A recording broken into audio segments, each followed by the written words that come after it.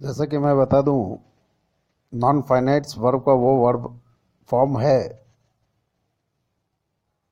जो auxiliary verb और modal verb के बाद यूज होता है। ये सेकेंडरी वर्ब है, V3, V4 और टू भी के रूप में आता है।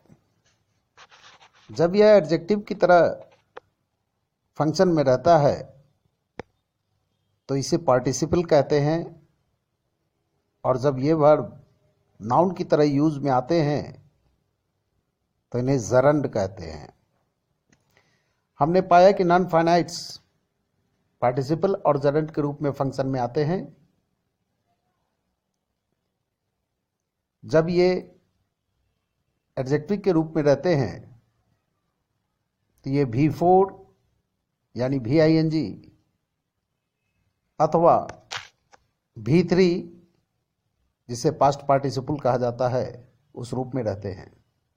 जब ये जरंड के रूप में आते हैं तो ये इन्फिनेटिव के रूप में इन्फिनेटिव विथ टू या विदाउट टू भी हो सकते हैं, या फिर VING के रूप में आते हैं।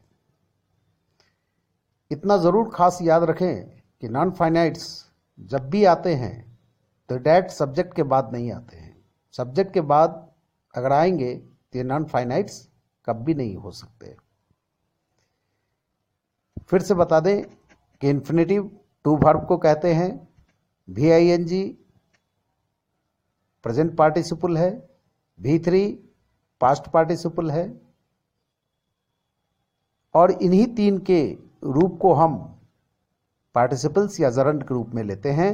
आज के लिए इतना ही, बाकी नेक्स्ट लेक्चर में।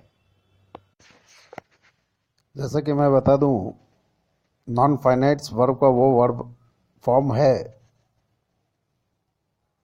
जो ऑक्सिलरी वर्ब और मॉडल वर्ब के बाद यूज होता है।